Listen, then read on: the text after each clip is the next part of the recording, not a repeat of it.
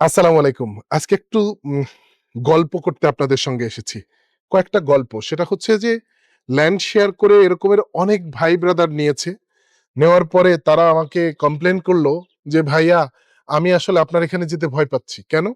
কারণ আমি ৪ বছর আগে একটা ল্যান্ড শেয়ার নিয়েছি। আমার এখনো ওই ল্যান্ড শেয়ারটা ওভাবেই রয়েছে। কোন কাজ ধরছে না। তো আমার শুনে একটু খারাপই লাগলো এবং তাকেও আসলে আমাকে বোঝাতে খুব কষ্ট হচ্ছিল যে আসলে সে যখন একবার ওই মা ওই যে ধরা খেয়েছে আরকি, হ্যাঁ, এটা একটা আসলে লস চুন খেয়ে গাল গাল ফুললে পড়লে দই দেখলে দই ভয় দেখে ভয় ভয় পায়। লাগে।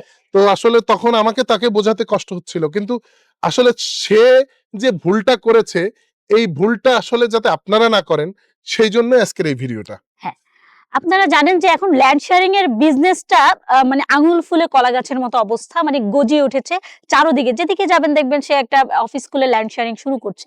এবার বোঝা আসলে এটা মনে হয় বিশাল এক ব্যবসা, ল্যান্ড শেয়ার বিক্রি করতে পারলেই প্রফিট। কিন্তু যারা ল্যান্ড শেয়ার বিক্রি করছে তারা তো বিক্রি করে চলে যাচ্ছে। এরপরে যে যারা ভুক্তভোগী হচ্ছে তারা হচ্ছে ক্লায়েন্টরা। এটা সঠিকভাবে হ্যান্ডওভার পাচ্ছে না। ৩ বছরের জায়গায় ৬ বছর লেগে যাচ্ছে, হ্যান্ডওভার পাচ্ছে না।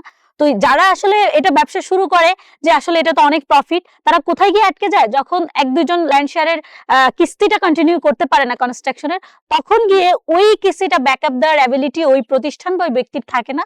তখন ওই প্রজেক্টের কাজও আর আগাতে পারে না। এখান থেকেই NM home pro BD limited ব্যতিক্রম। কেন ব্যতিক্রম স্যার? একটু দেখাই। এই পাশের বিল্ডিংটা দেখেন, ১৮০০ স্কয়ার ফিটের। ২ জন কিস্তি দিচ্ছে না। ২ জন কিস্তি দিচ্ছে না। আমি আবার বলছি, তাদের কিস্তি কিন্তু আমি ব্যক্তিগতভাবে টানছি। এখন আপনি বলতে পারেন যে আমি কি প্রত্যেক প্রজেক্টেরই টানবো? না, প্রত্যেক প্রজেক্টেরই টানবো না।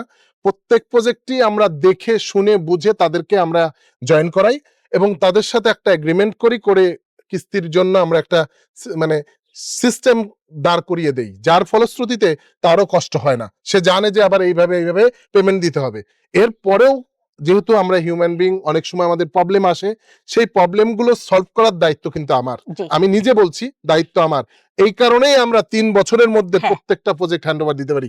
এই প্রজেক্টটাও আমরা ৩ বছরে হ্যান্ডওভার দেব। আপনারা দেখেন। আর আমরা যেটা বারবারই বলি সেটা হচ্ছে যে এই প্রজেক্টটাও আমরা কিন্তু রোজার ঈদের থেকে কুরবানি ঈদের মধ্যে ২ টা ছাদ ঢালাই জি, দিয়েছি। হ্যাঁ। তো আমাদের কিন্তু বাস্তব অভিজ্ঞতা রয়েছে। এ কারণে আমরা বারবারই বলছি। গতকালকের একজন গল্প, হ্যাঁ, গতকালকে এক হ্যাঁ। ভদ্রলোক আসছিলেন, আপনার মিশু মনে আছে? ওনার ফ্রেন্ডরা মিলে করছিল। ৮ বছর সময় লেগেছে।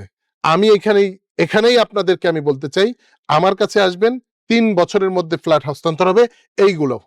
এই যে যেটা এখন মাটি দেখছেন এটা ৩ বছরের মধ্যে হ্যান্ডওভার হবে। আর যেগুলো কনস্ট্রাকশন দেখছেন এগুলোর তো টাইম পিরিয়ড আলাদাই রয়েছে।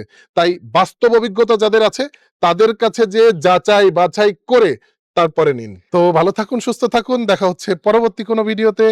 আল্লাহ হাফেজ।